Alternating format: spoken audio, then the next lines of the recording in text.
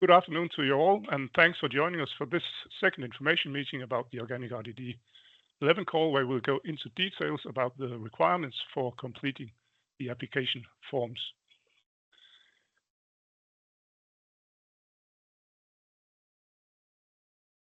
I'm Stig Andersen. I'm an ICROF's communications officer, and I'll be taking you through this info meeting, keeping us on track and on time, hopefully. I am joined by a number of good colleagues that you can see in the photo gallery to your right. And we, luckily enough, have also two external guest speakers, if you will, that will help us get through the items today. So you'll be meeting Malene Jacobsen, Organic RDD Coordinator, Grete Studnitz, Organic RDD Team Member, Helene Uller Christensen, Communications Officer, Janne Krabsen, also of the Organic RDD Team and of our Organic RDD Team, and myself, and then Jens Christian E. from the GODP team, who will be going through budget forms and subsidy rates, and also if there are questions relating to GODP in general, I'm sure that I'll be able to refer to Jens Christian for those questions.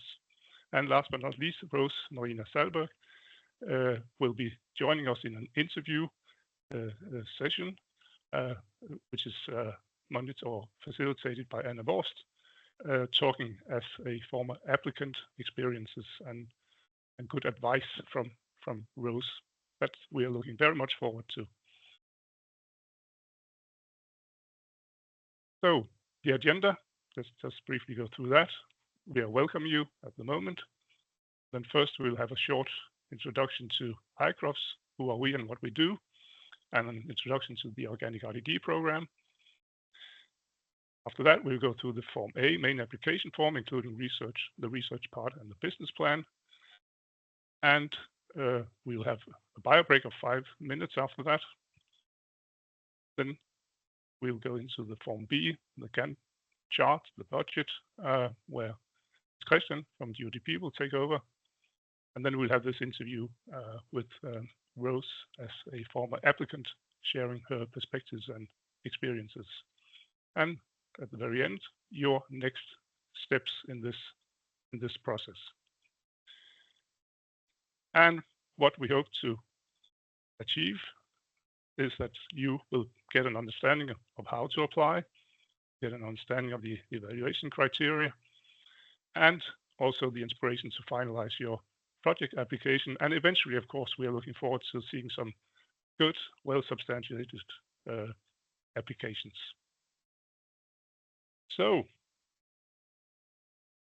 we will now go into the first agenda item, this short introduction to ICROFs and the Organic RDD program. And for that, I will hand over to Malene. Please, Malene.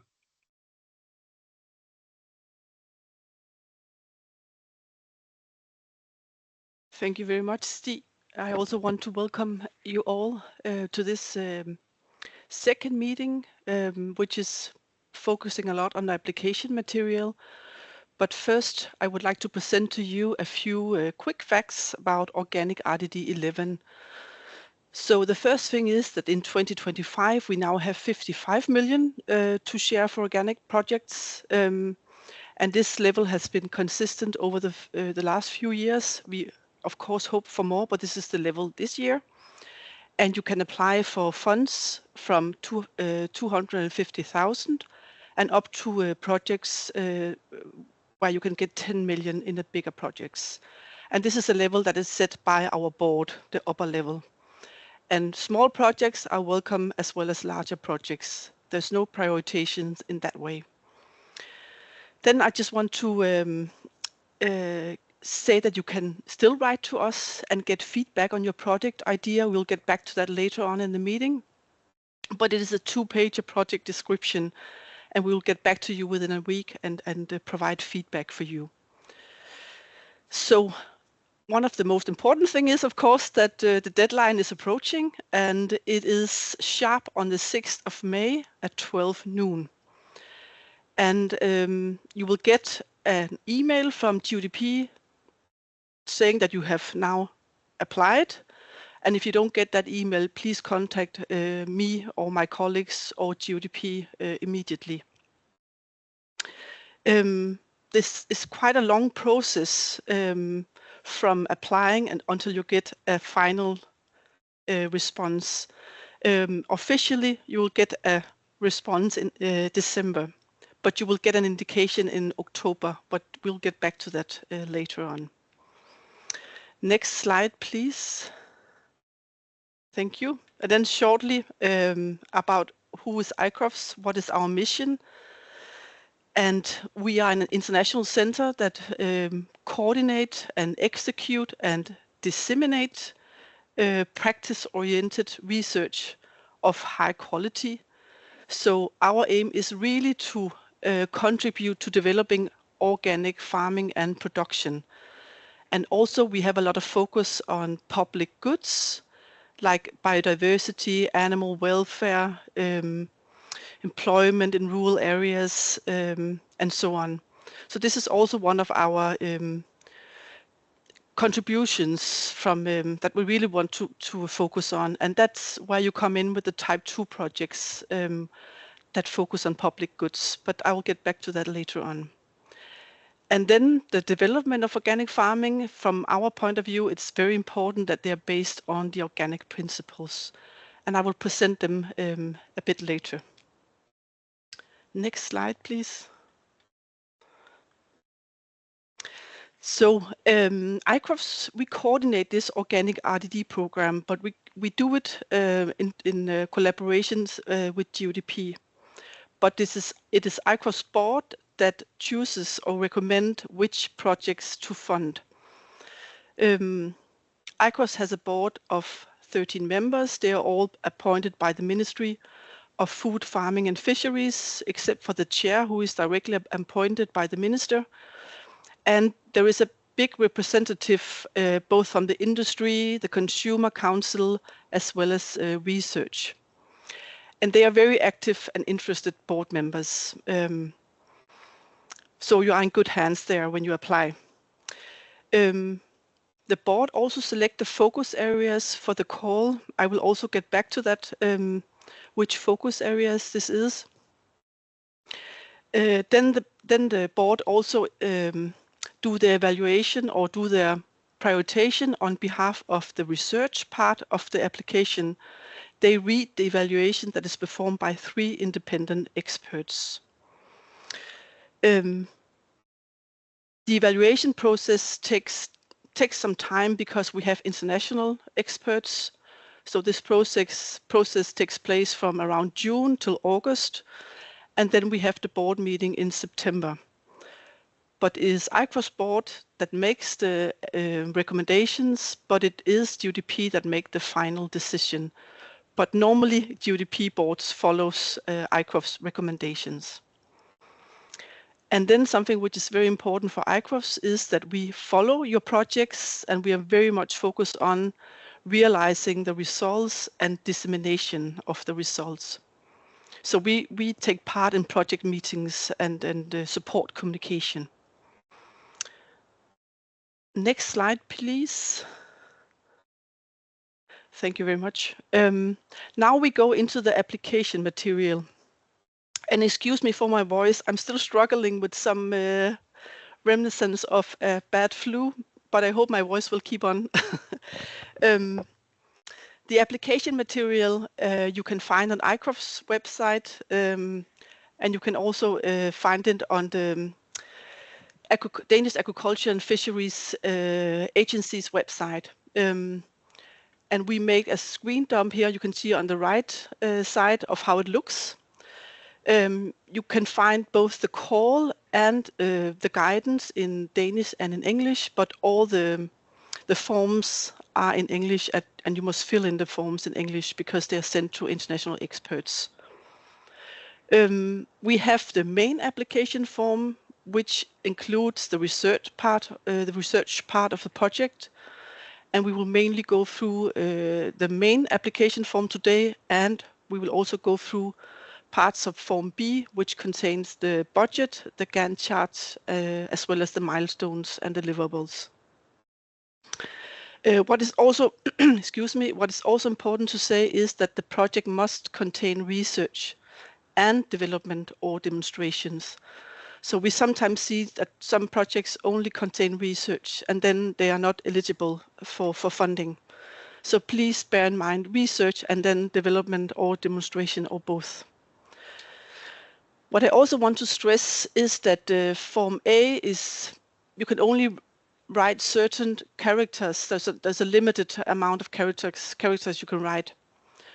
And you cannot put any comments in. So that's why we've made a draft version of Form A, which is very applicable when you are several partners that are writing on the project application at the same time. So here there's no limit of characters and you can put in notes and remarks and so on. So please use that, but be aware that this is not the one that you must upload for the final application. There's also a Form C, which is applicant form, and there's a Form D, which is you can say a business plan, a second business plan form that you can use if you have more partners in the project with a business plan. But today we'll concentrate on parts of Form A and parts of Form B. Next slide, please. Oh, I should just say, I forgot to say that we did a lot of work on the guidance, that one both in Danish and in English, and I can really recommend you that once you start to fill in the forms, have the guidance next to you, so it should make the job easier for you. Then I shortly want to present to you what we go through in Form A. We go into the relevance of the call, research quality, which is of course very important from our point of view, but this is also important for your point of view because this is here where you can really present your project idea to the board and to the experts. Then a little bit about the risks, compatibility with the organic principles and regulations. Then we go a bit into the holistic approach that you must write about. Then my colleague Merete will go through the green sustainability criteria as well as the financial sustainability criteria. And my colleague Helene will go through dissemination and stakeholders involvement. And then I'll come back again and talk a bit about the business plan. So this is not the whole Form A, but we have like cherry-picked, you can say, the places in Form A where we actually see from former applications that applicants have a bit of a challenge filling out this part of the form. So it might change year after year, but these are the ones that we often see that applicants have, you can say, challenges with. So please ask questions. I will stop in between. We do the presentations so you can ask questions. It might also be that you have questions for other sections than I am presenting here, so please do. Next slide, please. So one of the things that is important to fill in is that ICROFS has the 6 focus area: circular bioeconomy, climate and environment, biodiversity, health and welfare, the organic consumer of the future, organic farming for a living. And you can apply within all focus areas this year. But what is important to state here is that it's not a, you can say, kind of competition of how many crosses you can make. It's really important that you state where are your main effects within these 6 focus areas. Or it might also be that you have 2 or 3 focus areas that your project are addressing. But really tick off the ones that you can see that you're also quantifying the effects in A26. What I also want to say here, please read this research and development strategy or look into it. It's you can see a picture on the right side of the slide, and you can find it on ICROF's website.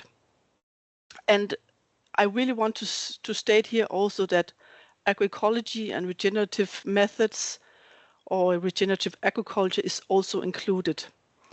And we also get questions about aquaculture. Is that also included? Yes, of course, that's also part of organic aquaculture. So please be aware of your focus areas. Where are your effects in your project? And then tick off the relevant areas. Next slide, please.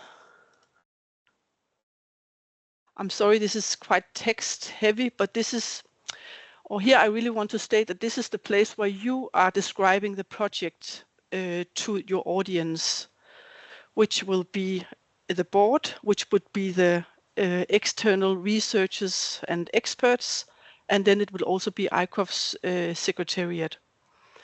So this is really important that if you have many partners that contribute to the detailed project description, it's important that I would say that one person checks that there really is a red thread in your story. And please be aware that people are might note some parts, or might be, of course, the experts that are evaluating your project will know what you're talking about, but you're also talking to the board where all members are not have the specific knowledge that you have. So please be aware of this when you're writing. And I know that it is a limited number of characters, but this year we managed to have more characters in the detailed project description, because we really want to encourage you to write about all the parts in the project. And we've tried to list this detailed project description in a sequence that is naturally following each other. So first you start with background and your aims of the project. Then you have the theoretical background and state of the art. And you might have some references here. And this you can put in an appendix that you're allowed to upload when you hand in your application. There are 4 pages of appendix you can upload. It could also be that you, apart from the references, also have a figure that presents a part of your project. You can also put it in here.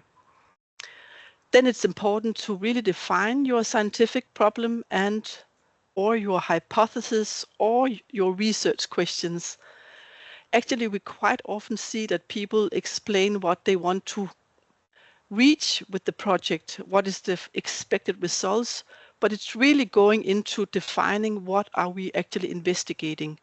Whether it's hypothesis or research questions, it's fine, but really try to state what are you investigating. And then we come to the work packages, and that might be the place where many people are involved in writing. And here it's very important that they are all listed in the same way, so it's easier for the reader to understand what is actually going on. So really indicate what is the title of this work package, what are you going to do in the work package, and please also put the responsible partner in here.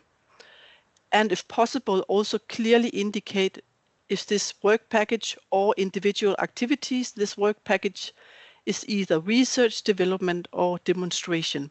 So it's really clear to us and the experts what is going on in this work package. And then for each work package, you establish a clear objectives and you describe your activities. It's also important here that you list the milestones and deliverables, so we can see how does the milestones and deliverables actually belong to this work package and this clear objectives. You must also list the milestones and the deliverables in Form B. So there are 2 places where you actually have to list them. Finally, if one of the work packages or several of them contain scientific research, please be very careful with stating what are your methods, what is the experimental design, which analysis are you carrying out in your project, so the experts can really see what are you actually trying to achieve with which methods and so on. So it's very clear. Also here, if you have external assistance, it's also good that you write it here. We find it sometimes placed elsewhere in the application materials, but it's good to write it here so we and the board and the expert knows which people are actually involved in doing this research part.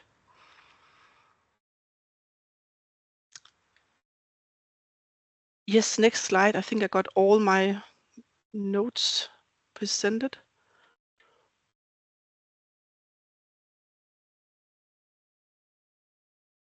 Thank you. Then I think it's naturally to just shortly present to you the assessment of the research quality. And the 3 independent experts that are on each of the applications, they go in and assess the research quality, and then they also assess the individual members, meaning that they go in and see their CVs and see are they actually qualified for performing this research, and then also the whole consortium. So the experts try to see the consortium that is available here, are they actually covering the whole project or all the parts of the project? In terms of the research quality, they go in and see, is the concept sound? What about the quality of the objectives, meaning the background, the objectives, the methods that you are applying? Is there a natural coherence in this? And then they also go in and evaluate the progress beyond the state of the art. How far are you actually going in this project compared to what we know now? And then they go in and look at the quality and effectiveness of the scientific and technological methodology. And this is where it's very important, as I stated on the previous slide, to go in and be very careful when you present your methods and your research plan or experimental plan, so they can actually see what you're doing. And then finally, they, as I presented in the beginning, they look at the individual partners and then the consortium as a whole.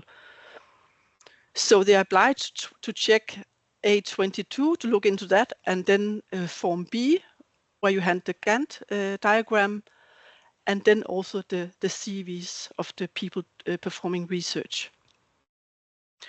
I can see questions popping up. Maybe we should stop for a minute and have a check before I move on to risks. I think that would be great. Anna, would you?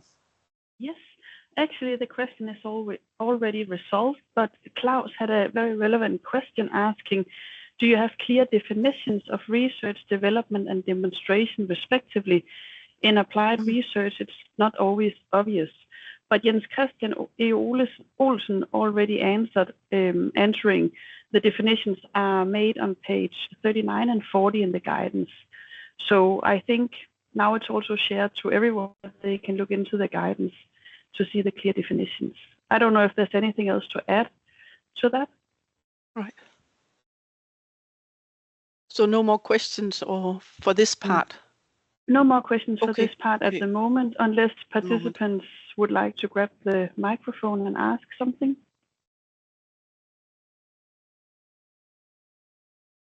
Seems not the case.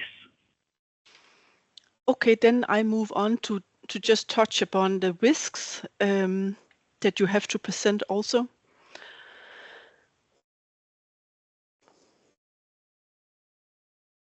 The project risks, they're actually quite important because they are given, my English, they're given a score. That was what I was looking for. We're giving the risks a score, and the risks are related to scientific research and technical. There's also the technical risks, and then there are also the business plan risks. And what is important here is to go through your project and see what risks are there actually, to really pin out everything and then kind of have a plan B if some goes wrong. So it's really important to have a plan for mitigating the risks that you can foresee when doing your projects. And we often see that people try to do it, and then afterwards you can see that, well, there is always challenging things going on in the projects, and it changes once you get funding and you start doing you're performing your research. There will be changes, but then it is very relevant or good that you have thought about all these potential risks beforehand. And also it is important to have risks, because otherwise we couldn't fund your project. It was just easy for you to go through the project and just do it yourself. So risks are important. So don't be shy to present all your various risks in your project application. And also you can say that the experts for the research part, they go in and look at how the project will succeed with the methods that you have presented, including the risks. And that's also what is important in terms of the competences for the whole project team. Are they actually able to manage all the challenges that will arise in the project? And here it's also important to state, if you can say you need some permits to do some research, or some permit at all that you have to get before you can do some parts of your project, then it's important that you state it here. It might be that you try out a new feeding additive and so on, but is there actually the permit to do this experiment? So list it here. We'll get a bit back to the risks with the business plan later on. So please go to the next slide, Stig. Then we have the organic principles. And I stated before that ICOFS is really basing all our work on the organic principles. And it might be that not all of you are familiar with them. Here are presented the 4 basic principles, which is agreed upon by all organic organizations in Denmark. And this is international principles, and they are principle of health, principle of ecology, fairness, and care. And when you come to this part of the project application, it's important that you go in and read about the principles and try to align your project. How does my project dig into 1 or 2 or maybe 3 of these principles? What we often see from applicants is that they try to fit their project, like kind of try to fit it into the 4 principles, but that is actually not the aim of this part of this section. It's really to think, where do my project or our project contribute to developing organic farming, under which principles or principle? You are also very much welcome to use the principles that are presented by the European organic principles or European Union organic principles. Here they have 13 principles, and they are actually much more concrete than these 4 principles. So you don't have to relate your principles to these 4, but you can go into the EU regulation and have a look at the organic principles and then pinpoint the ones that your project are working with. Next slide, please. This is also related to the principle, but this is going into the organic regulation. So you can say that the principle are kind of the way organic farming should move forward towards, and the organic regulations is here to have a system where the consumers can be sure that this is controlled, and actually the organic producers are controlled. There are actually rules to follow.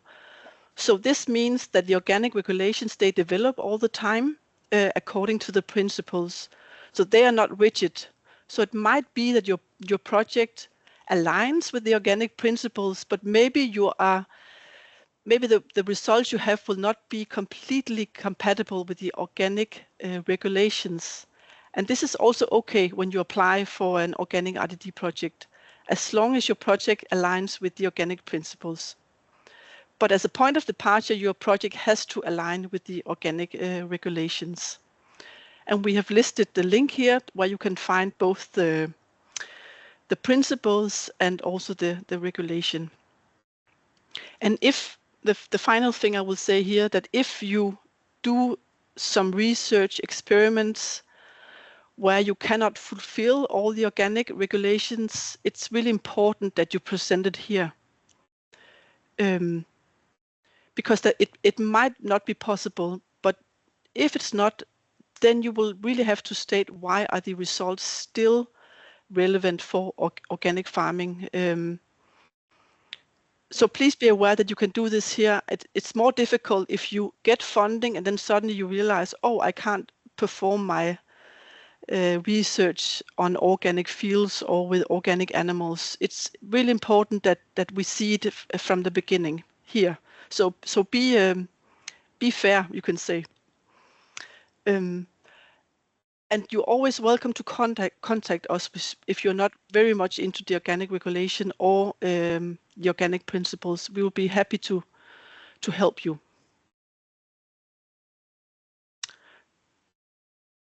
Yes, I think I got all set here. Next slide, please. Here I will just shortly say something about the holistic approach. This was something that we added last year, so this is the second year we have it in our application material, and it can be quite of a difficult section to fill in. But what we mean here is that, first of all, we would like to encourage holistic projects, meaning projects that take into account all the elements that are affected by the problem that you're investigating in your specific project. It might be that you investigate, for example, you can say the farming system or parts of the value chain. Then this is fine, but then it is important to state what parts of the farming system, for example, or the value chain are being affected by the results that you come with in your project. So it's really important to show us that you can see that this problem is part of a bigger system, so to speak. And we really encourage holistic and interdisciplinary projects to apply, but we are also aware that it's difficult. It is a big task to get all partners and to do such a big project, and it costs a lot of money. So projects that have a smaller focus and also apply for less money is also welcome. But please remember to kind of relate it to the rest of the system that you are investigating. This is what we're aiming for in this part. Yes, next slide, please. Then finally, I just want to state that people normally, or the applicants are normally good in writing business plan, but what we sometimes find that that applicants are overestimating how it contributes with value, the market potential, and also the customers. These are the ones I've listed here. The parts are the ones that you have to apply to, but please be aware that we actually go in and look at the numbers, and we try to see, is this realistic what you have been writing? So it's important to really say, or not to overestimate the market potential and how it will contribute with value. So this is the final part for now from me. And my colleague Merete Studnitz will go on and talk about the green criteria and the economic criteria. I just want to ask you if you have any questions for now, for what I have been presenting. And there are some in the chat panel, yes, Anna? Yes. So yeah. Please do. Yeah. So Michaela has a question. Maybe Michaela, you can ask your question if it's okay with you. Hi. Thank you so much for the presentation. I was just curious, do you have any experience funding startups? And I am asking this mainly in the context of the fact that there is quite a lengthy period in between when you submit the application and then when you receive the final response.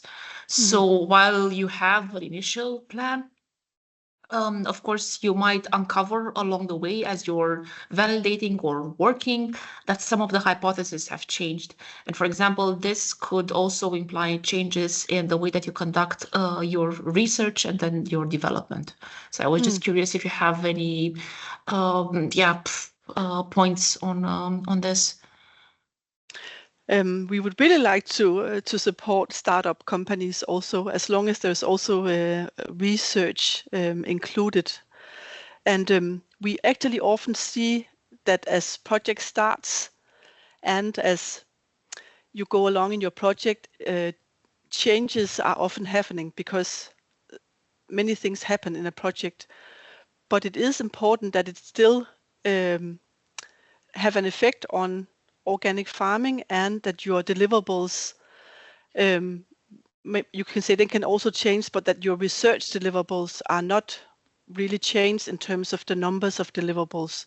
We really focus on research in the projects. So you can change your deliverables, but please be aware that for the research part, it's really important that they are still delivered. I can see that there's more comments. Oh, yeah, Jens Christian, you also maybe want to comment on this. Yes, thank you. I'm talking here on behalf of the UDP.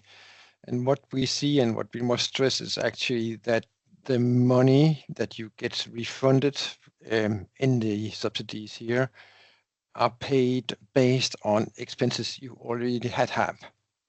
That means that you must by yourself be able to finance a year or even a year and a half before you can get the refunding of the costs. And that requires something for a startup company. So you have must have quite a good funding already up front before you can succeed.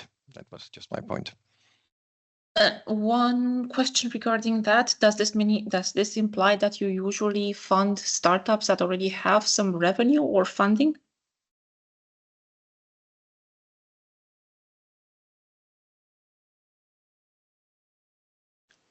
Jens Christian, do you want to reply? Could you please repeat on that? Can you repeat the question, please? Yes. Does this imply that you usually finance or support startups that already have received some amount of funding or have already generated some revenue? No, not necessary. In particularly not revenue, but what means you must have some startup capital to get yourself up and running for a year or two. And not necessarily funding from other sides, but private capital or whatever. But we have a number of companies I would see in the total portfolio of the UDP and RDD that are very tiny companies that are having a good idea and based on that develop their company. And it is definitely possible to do it. Okay, thank you. And Michaela, you had an additional question about a clarification on what is understood by short-term in the description of the applied research activity. Is that something that we can address now, Malene or somebody else? Or should we return in the chat about this question? I'm not really sure if I can reply now. Maybe I should wait, or maybe you can expand on the question, Michaela. Yeah, sure. So in the description of the applied research activity, there is a mention that the result of the accomplished activities need not be readily available for commercialization in a short-term perspective. Okay, actually, I misunderstood this. So, yeah, never mind. I think I already have clarified this Because it was not a short perspective. Is that what you mean? No, I understood it more like it will count as a research activity only if it requires an excessive period of research. But that is not necessarily the case. You might discover that within 6-9 months you have already enough. You have your research is enough such that you can actually proceed on with the development activity. So I think I have cleared it out. Okay, right. Okay, as long as you're happy. Yes. And then Ole had a question. Would you mind grabbing the mic and ask your question, Ole? Yes, can you hear me okay? Yes. Yes, okay. So I actually sit at Aarhus University, but I was wondering if there's some sort of forum where if you have some ideas or something you can bring to the table. I try to clarify a little bit what in my case it is, and you could look for somebody that you are closer to organic farming and could give me some feedback on how we together could put a team together to improve something here. So I'm sort of looking for partners and people that know a little more about organic farming than I do. Right. We are very interested in putting you into contact with relevant people for your project idea. And it's actually a good question that you raised, because it could be relevant for us to do some kind of platform or to find something where you can actually meet and maybe share your initial ideas. But for now, you can approach us, and we will try to help as good as we can to get you in contact with relevant people. We will be happy to do that. Okay, so just per email to the emails or maybe you were in the slides earlier and I got in late. I'm sorry. So, thank you. Yeah, just send an email to us or a 2-pager if you have a project idea. Then we know a bit more about what your project is about, and then we can send you into contact with relevant people. Okay, so good. So please, you feel free. Thank you.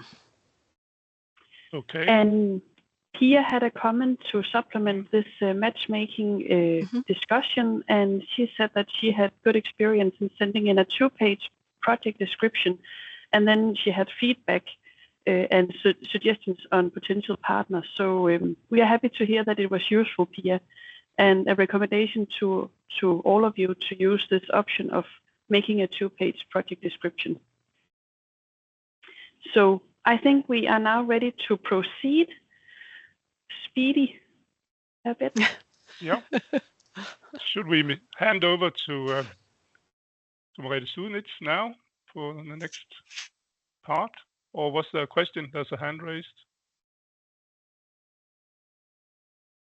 Yes. Yeah, take that question as well. Thank you so much. Please go ahead, Michaela, and ask your question. Please ask your question. Yeah. I was just wondering, for smaller funding applications, are partners required? Because I've also gotten the feedback that part of the application or the process for which you're applying can also be establishing a group of experts that you actually work with. Maybe I need to be sure that I understand your question, but you can be an individual partner yourself, or you can have a collaboration project. Is that what you're asking for? Both is possible. And then you can have external experts into your project, but they are then not partners. They are providing expert assistance. But I'm not really sure. Am I replying to your question? Yeah, I think you are, but to be concrete, I am right now starting my own startup. I'm just a single person and I'm looking for partners, but I don't know if I will be able to make it happen before the call of the application. So I was wondering if I should still apply And as part of the application, say that I would put together a working group of experts, consultants, however you want to call it, to collaborate with. So I was wondering if this is a viable option. You actually need to have your project team ready when you apply. So you cannot include them later on in the process. Not for organic RDD projects. You really need to have your partners ready from the beginning on.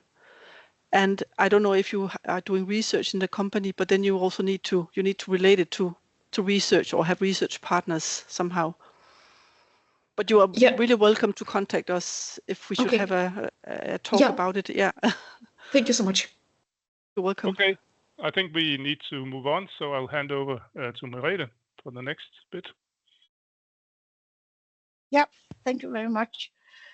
I will talk about the effects within the 6 criteria. So what Malene has gone through were the overall requirements that apply to all projects and the focus areas where one of them must be addressed by any project. The research part of the project is important, and it is for all projects, but it cannot stand alone. The application must also include either development or demonstration or both. And the project must have an impact within these 6 criteria you see on the screen.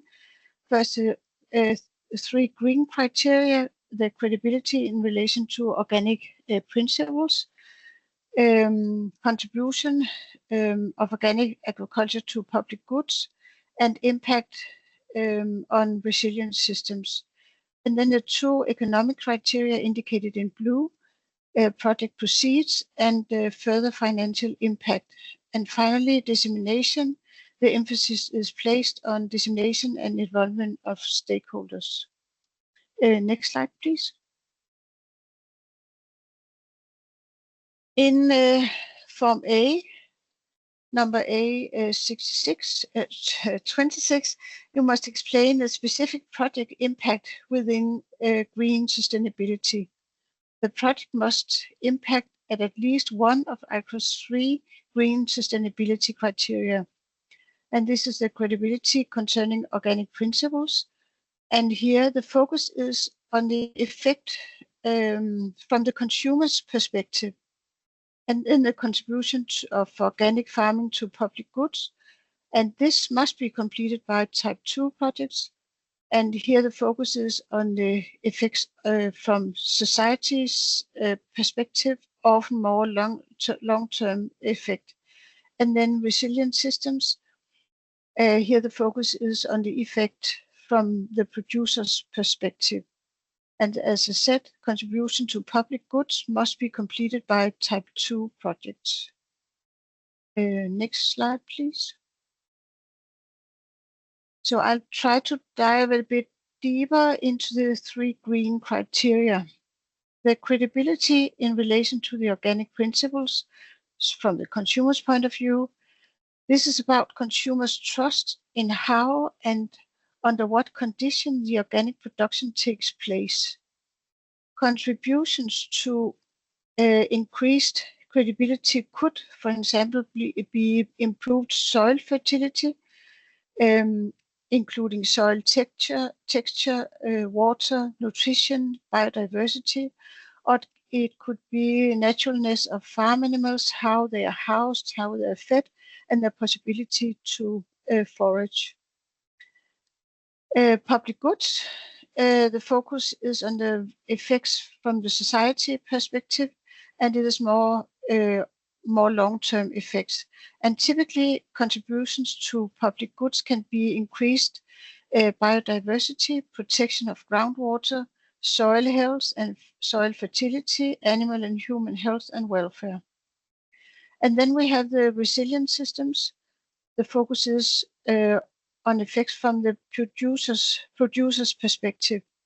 Effects on resilient systems are typically seen from the producer's perspective, and resilient systems enable the producer to produce under various conditions, which could be for farmers variation in climate, and then with less fluctuation in yield, which is why efficient and resilient farming systems are important in both a biological as well as economic sense.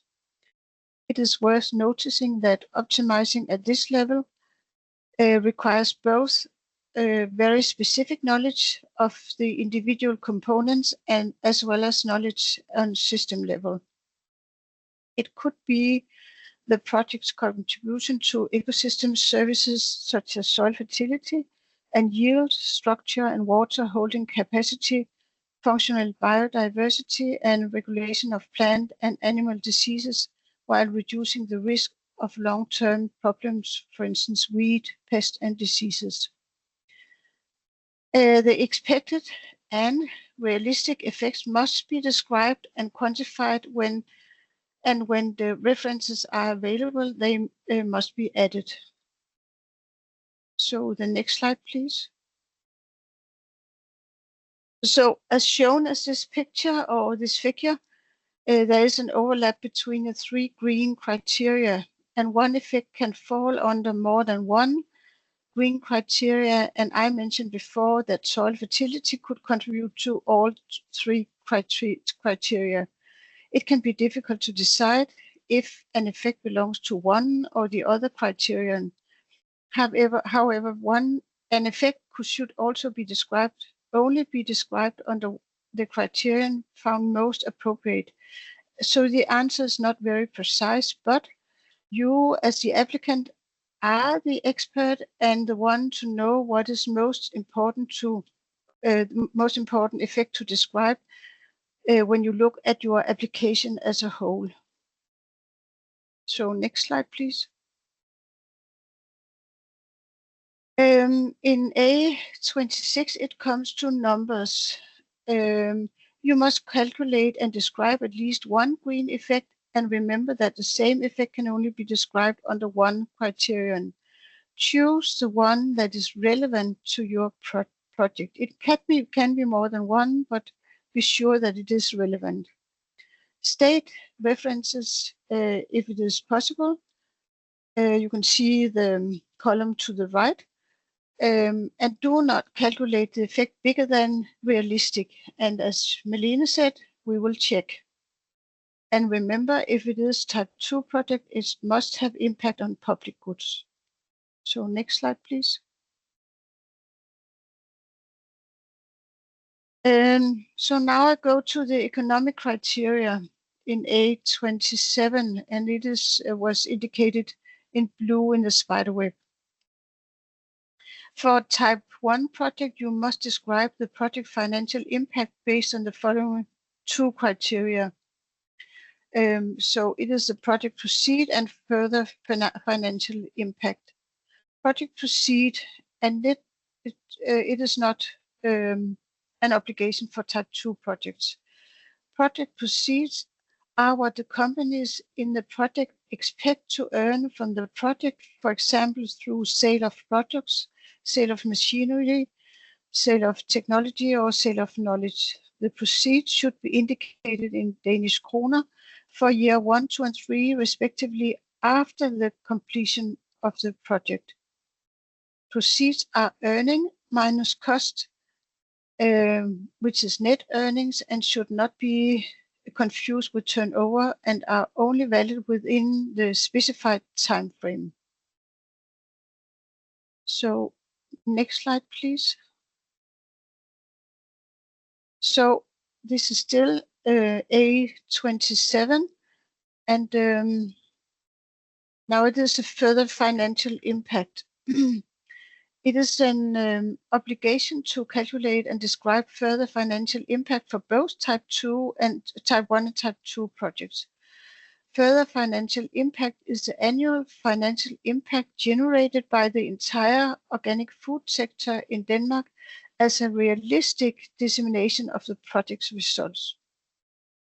Other socio-economic effects such as increased biodiversity, improved water, air and soil quality, and increased health and welfare can be described in text and may, if possible, be quantified.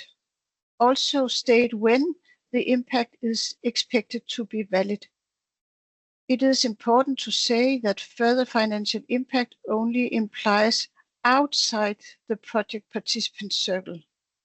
Indicate the relevant parameters as precisely and realistically as possible. For type 2 projects, the further financial impact regarding organic farming contribution to public goods should be estimated. The project financial impact is used as one of the most important criteria when assessing the application, and it is thus essential that impact and dissemination is described by means of unambiguous and comparable units, and that the calculation of the impact appears clearly. So, description of financial impact in text form. So for each partner, we ask, please describe the current level of the parameter in question. And we ask you to describe the expected impact of the project and to describe the realistic dissemination of relevant parameters based on the output of the project. And please indicate quantitatively in realistic units the expected financial impact for each of the relevant parameters to the industry, as well as the participating companies that are likely to profit from the project output. The description should be based on sources like statistics or published reports. Additional information, explanation, and causal relationship can be specified in text. The calculation of impact should appear clearly, and intermediate results may be submitted as part of the 4-page enclosure. You called it something else, Malene, annex. Further financial impact obtained outside Denmark should not be included. If the financial impact is not adequately described, it will not be assessed. Or maybe that was not, it was a quite hard part of the presentation, but that's all for mine. And Helene will take over, but maybe we have some questions. There was a lot of, I could hear a lot. So please. Klaus had a question, and I don't know if you got the answer to your question, Klaus, or if there's anything you would like to ask.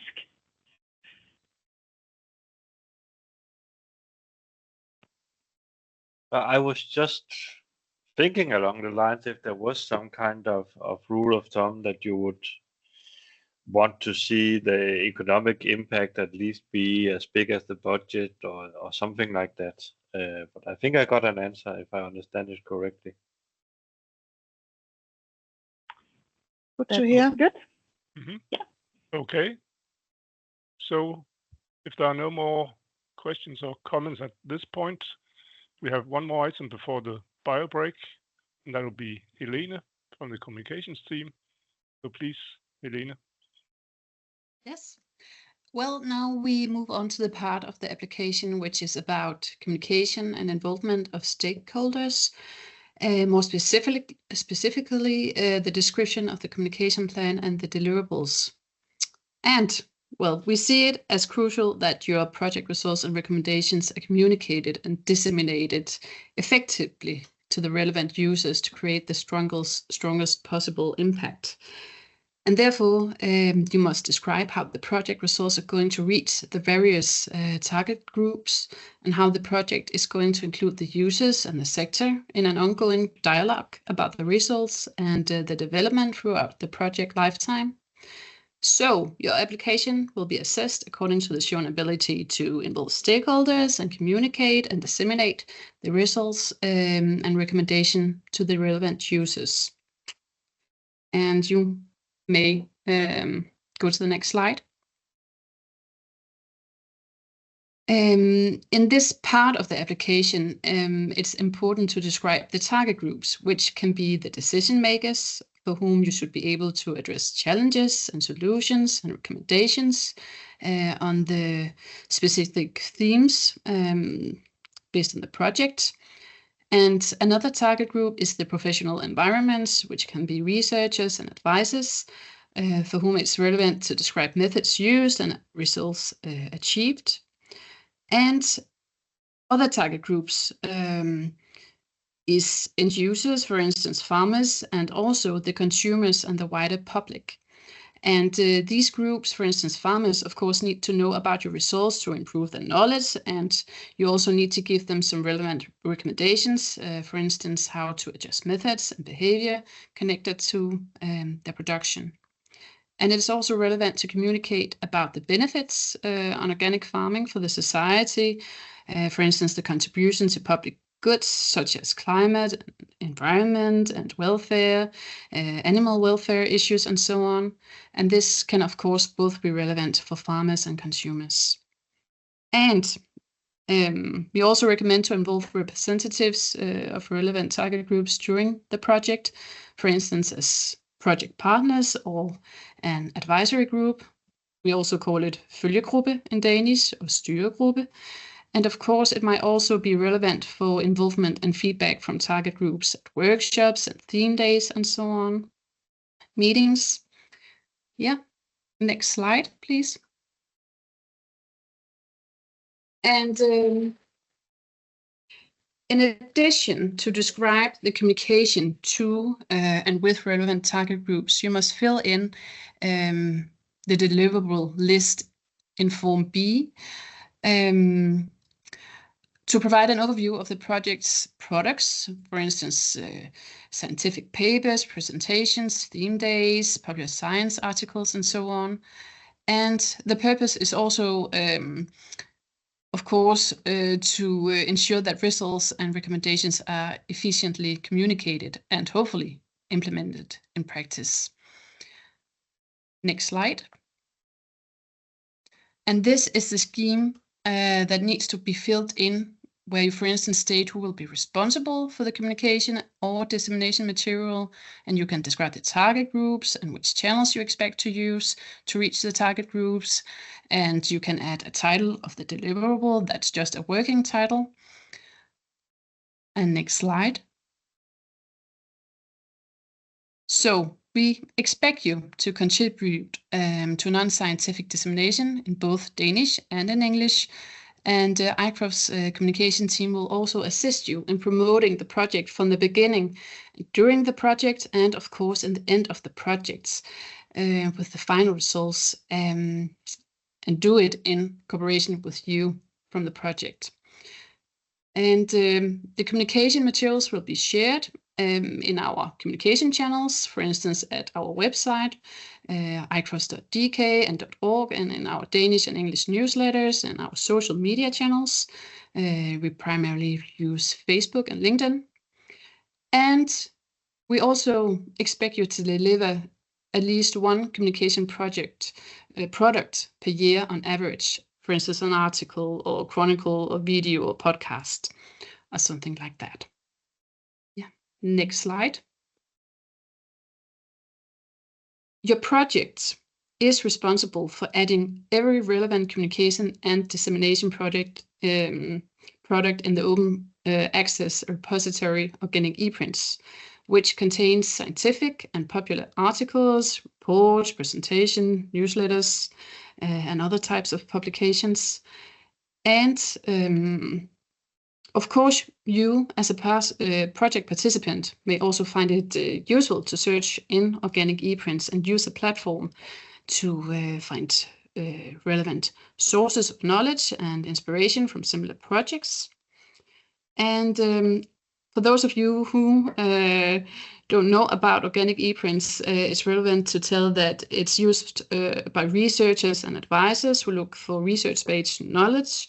And it is also used by more farmer-oriented platforms like Organic Farm Knowledge and other platforms to harvest and import tools and materials to their platforms from the database. Yeah. And that was it for me. I don't know if you have any questions regarding communication and stakeholder involvement. It seems as if it was very clear, Helene. There are no questions in the chat. Are there any questions from the participants not asked in the chat?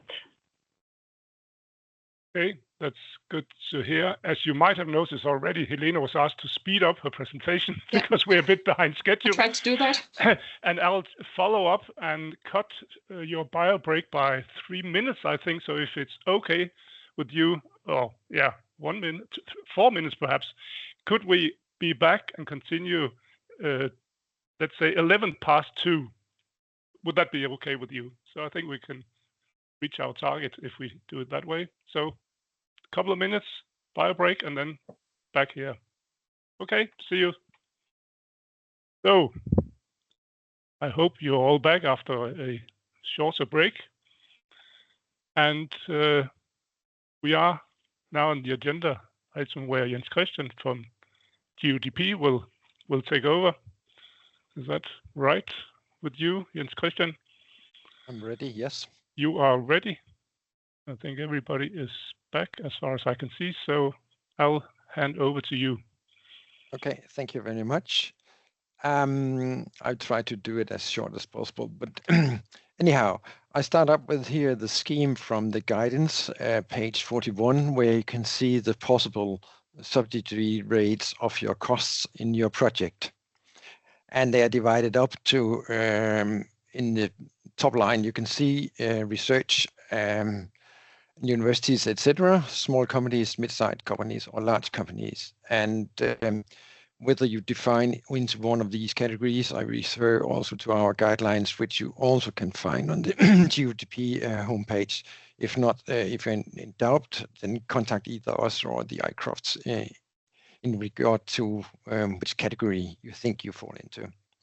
And as you heard early on, it also divided into individual or collaboration projects, as there is a big incentive to work in collaborations. Therefore, there's bigger subsidies to collaborations. And then on the other hand, depending on the work type, activity type, there are applied research, development, or demonstration. And this is back into the EU rules for which limits there are for governmental subsidies or funding of activities. In particular, I will draw your attention to the bottom line, which is demonstration projects, which in some cases will be misinterpreted by a number of applicants also in GUDP. These demonstrations is only related when activities is very much related directly into agricultural products. That will means it should be quite directly related to the growing of the carrots, or the, so to say, the handling of the carrots, or something into the what is actually doing directly to the animals. So if you, for instance, are having a machine that is suitable for handling your crops, that will not, and demonstration of that machine will not relate into that category. There are more on these categories and also on demonstration just above the table in the guidance, and I recommend you to look into that because it's not all type of activities that are due to demonstration. Anyhow, I will look into a little more into schema B, and I'll try to see if I can grab the screen here. Are you able to see my screen here? Steve? Yes. Yeah. Yes. Thank you. Yeah. So I start up by the homepage of iCraft, and if you go down here to forskningsmidler, seek the expenditures, and I activate this, and you go down on the page here, then you can see the guidances both in Danish and English, and you can see the forms you have to download and fill out. Here you will open the form Excel, and I download it here to my computer. The reason I'm showing this is because it starts up, and the startup of the Excel sheet sometimes are giving applicants problems. It's very important that you click the activate interval because there are some macros involved in the startup of the sheet. So you must deactivate it, and then you must press the open the application form. There will be a small pop-up, it comes here from either side, where you have to select individual or collaboration projects. And that's there are different types of sheets that will open depending on what you're opening here. That's why we have put it And I will stress that we have every year some few applicants that are facing problems in opening this sheet. And do you face problems, either contact us or iCroft, and we can bypass it and make a version available for you where we just start up the first steps here, and then we will send you a sheet for that. But it's really important that you take the one from the homepage, because there has been some updates on the Schema B, so it's important that you use the recent one. I take here a small example of how to fill out the project, so you can see what to do. First of all, you have to put a project title up here, and I will just say something here. I cannot remember what I meant. And then you have to put your company name here. I just state something. Hansen is going to do something, and here's a small company. You select small company, and you see here that it reflects already something about the overhead. And then you select the activity types, and I decided here just to go for development as the first one. And you will see that this scheme here automatically finds what kind of subsidy you can expect here in this kind of projects. Okay, then you fill in the salary. And before you do that, actually you have to go out here and say, okay, you have to fill this specification out here. And I say that the owner himself, he makes 1,000 hours. 1,000, I said. Sorry. 1,000 hours. And when it's the owner himself, then there are a limit of what he can claim of subsidy. And the rules are right now, he can get 350 kroner an hour. But also, there's a number of employees, and they are, say, 1,000 hours for XX and YY, and their average salary is something like 400 and what did I put? Just 400 kroner. That's an example. An hour. Okay, this makes 2,000 hours here, and in total salary it gets 750,000, right? Then there are some external assistance for 200,000. And this you have to specify out here. And it could be external analysis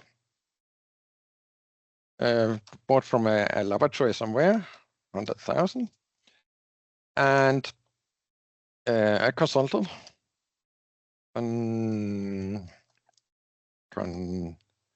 Consultant, 100,000. It must be specified a little more in your experience, and it's you will see down here. You will see some more explanation on this sheet here. But anyhow, I continue here with the total project, and then there are other costs.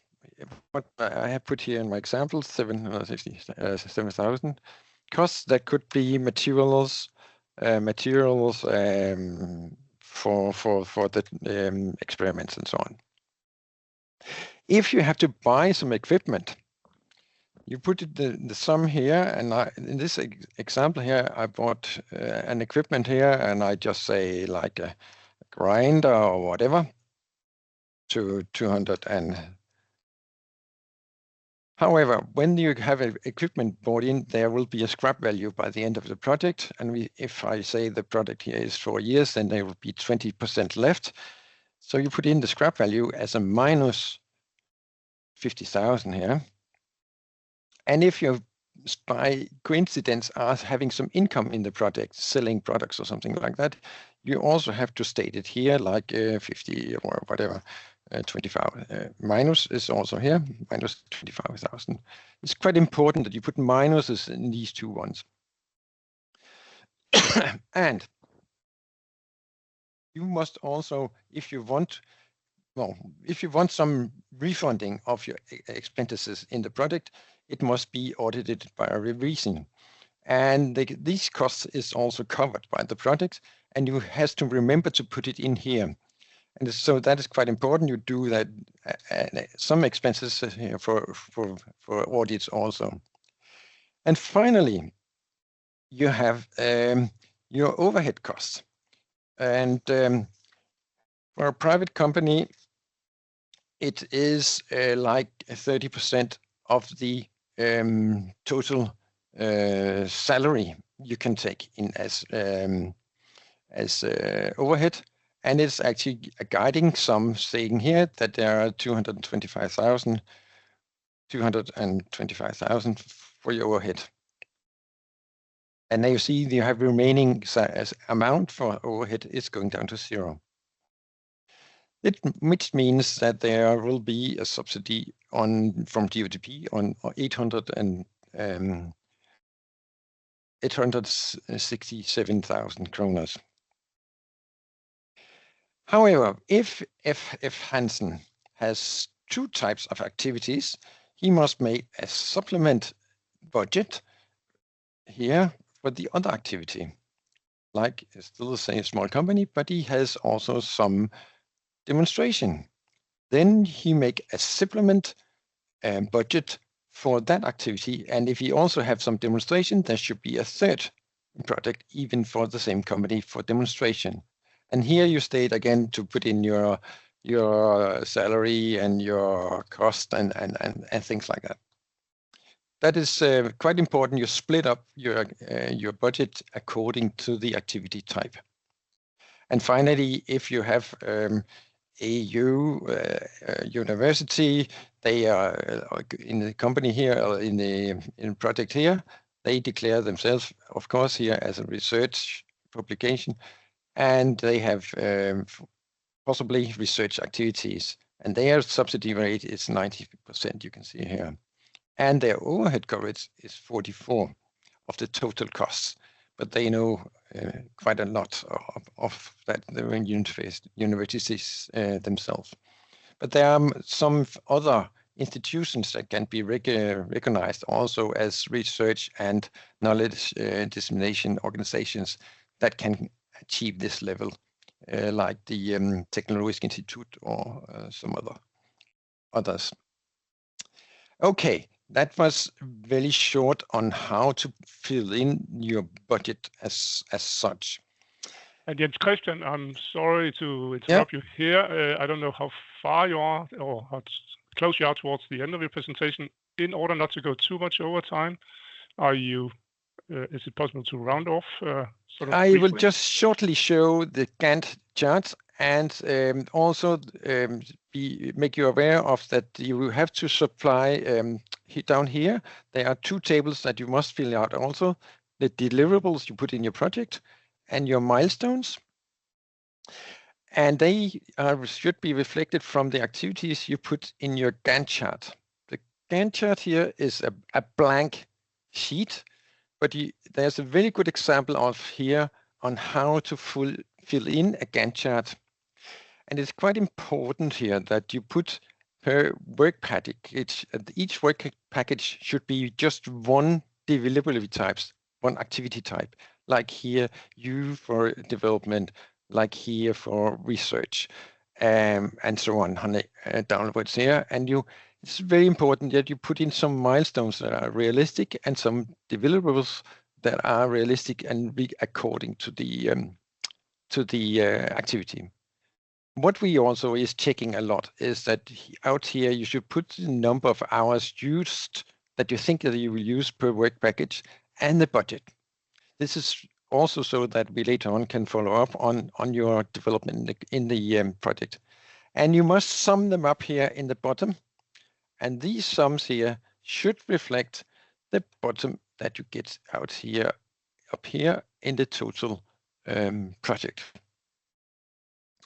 So that's, but the Gantt chart here is a very important tool for us to follow up on the project that you are actually realistic in your time schedules and you do what you think you are going to do, and that when you put in your reports that we can follow up and to see, oh, did you do things like that was intended to be done? I think that was very short, Stig, into that. And I will then I will go to the. Can you take back the slides? And just a few comments to the slides we have in your presentation. I stop my sharing.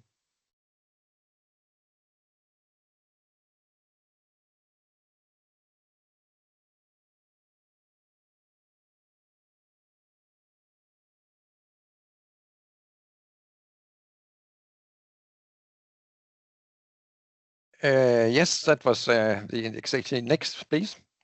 That was the stressing I would put it from the Gantt package is which of the participants is involved in each work package and the total amount of hours, the total budget, milestones and deliverables. And the yes, it should be accumulated. So few statements here. All participants must have proportional at all costs.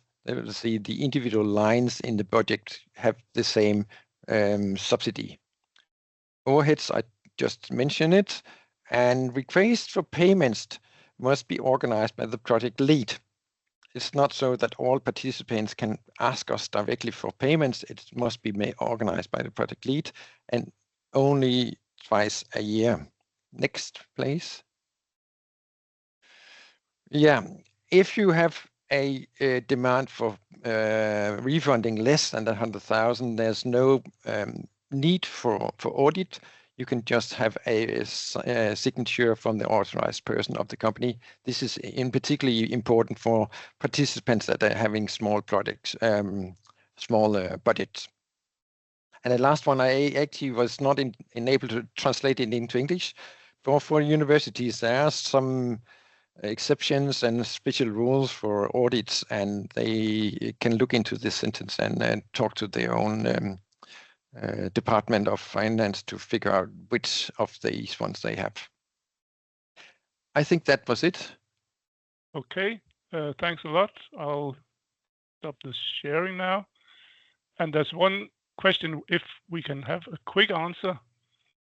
I don't know, Anna, if you have. Yes, there's one question in the. Yes, there's one question in the chat, but not specifically related to the Form B. So, are there any questions to Form B that Jens Christian just presented? Nope. Okay. Then we have one question in the chat from Kirsten asking if we have any rules concerning the use of artificial intelligence in the preparation of the application. I don't know who would perhaps venture an answer to that one, or do we have an answer? From ICRO's side, at least, I can say that there are no rules, but it might be that there are from GDP. We have not addressed the problem so far. Okay. So feel free to use it. It's more important what you deliver than what you is applying, I would say. Okay, let's move on as quick as possible. And apologies to you, Rose, that we have gone a bit over time. I hope that you are okay with that, because that's, of course, important to get your perspective and your experiences as well.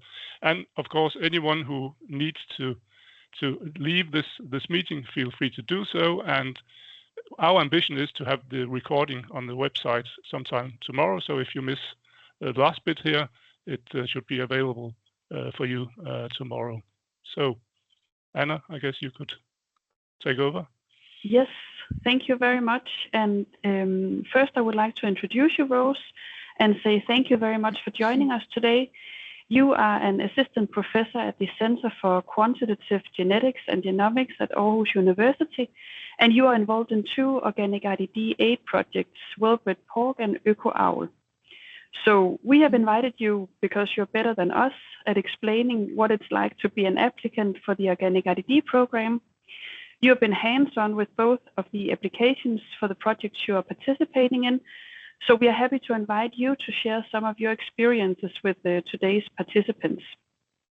You're also an early career researcher, and we would really like to inspire early career researchers to apply for organic RDD projects. So we are especially curious about your perspectives. So I will be asking you some questions, and we'll see if we will also have time for the participants to ask Rose some questions afterwards. Yes, but Rose, let's start with the basics. So based on your experience, how long do you think it takes to prepare an application for an organic RDD project? When should one start? Yeah, so thanks Anna for inviting me. Yes, it takes, like, I would say, like, just the pure writing process of writing from nothing on paper until it's finished is 4 weeks of full-time work. And that is not a single person, but it's well coordinated writing together as a team. And if you want to have a more complex team with companies, like, you have to start, I would say, you have to start discussing like 6 months in advance. If it's something in-house with people that you know, like, I think like 2 months is enough. 3 months is preferable. But I would say 6 months before would be nice. 4 weeks for the writing. Yeah. Sounds good. Luckily, there's 4 weeks until deadline. But do you have any do you have any advices for today's participants in case they are not as far as they wanted to? Yeah. So like, if you want to write efficiently, like, what I learned was that it's very important that your application makes sense with in relation to the green effects and the organic principles. So while you're writing, like, always go back to what you ticked off there. You have some boxes you have to tick off, like, what is the actually you're after, and then write your application according to what you're ticked off so that it makes sense.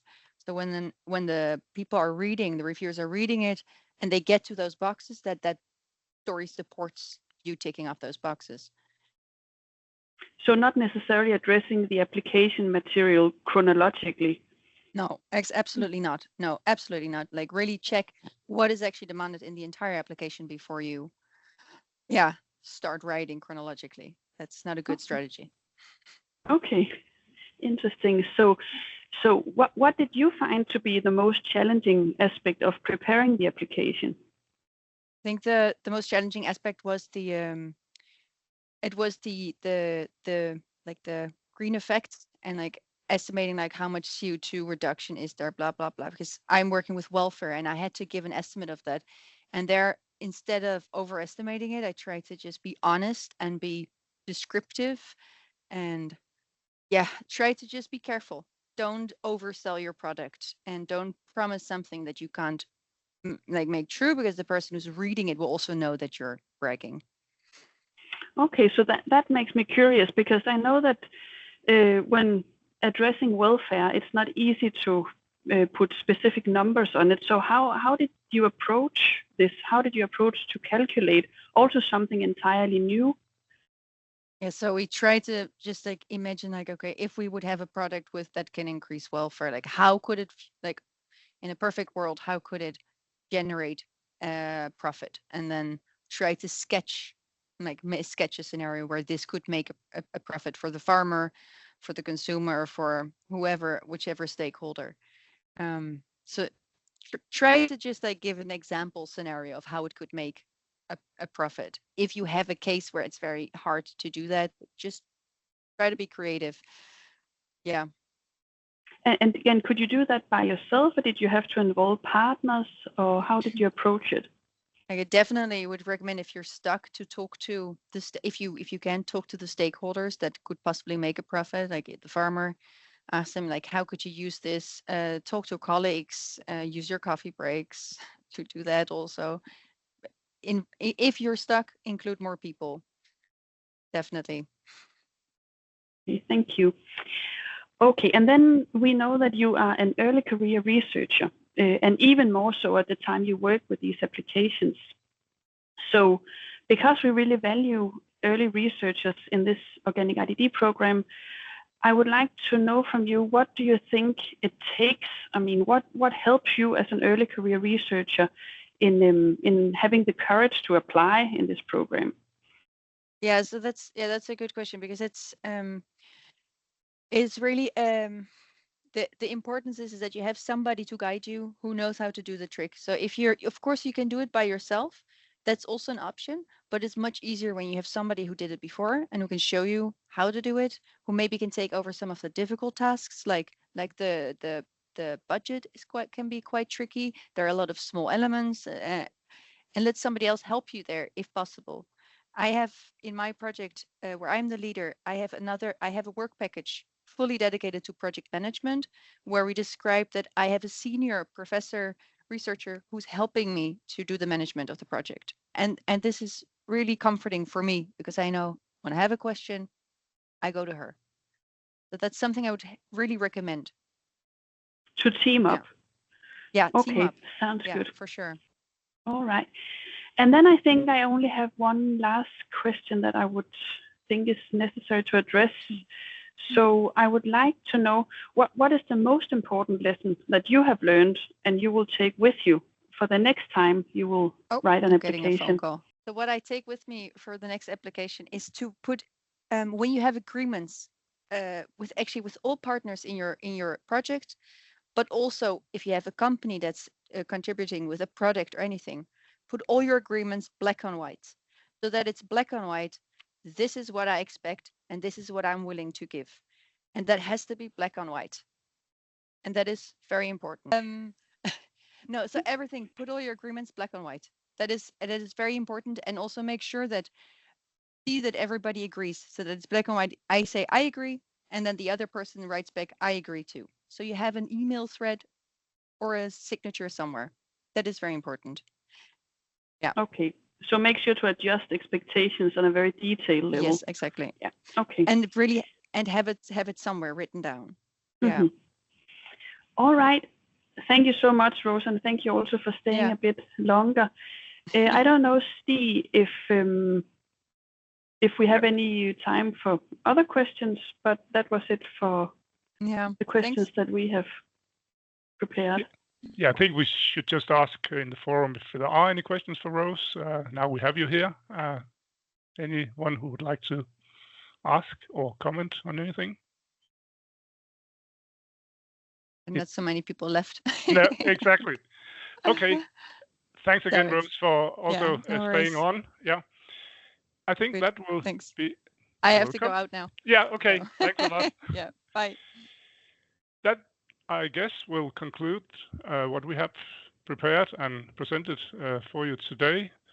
You are, as I've said earlier, very welcome to mail us asking any questions that you didn't get the chance to ask, or something that pops up later.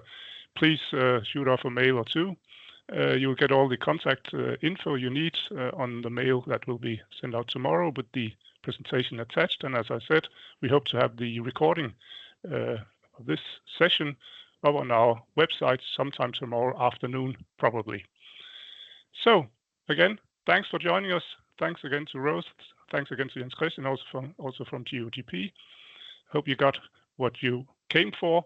And again, feel free to contact us anytime relating to this call. Thank you and have a nice day.